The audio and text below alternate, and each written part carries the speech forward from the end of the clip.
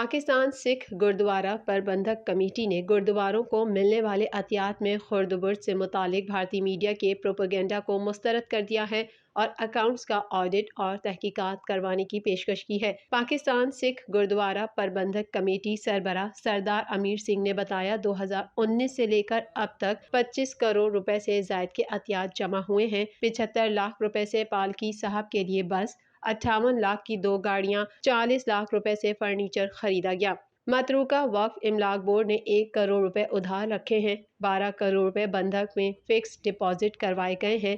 سردار امیر سنگھ نے بتایا کہ ماضی میں بعض گردواروں میں پلاسٹک کے کیش باکس تھے اور ان کی چابیاں متروکہ وقف املاک بورڈ کے ملازمین کے پاس ہوتی تھیں۔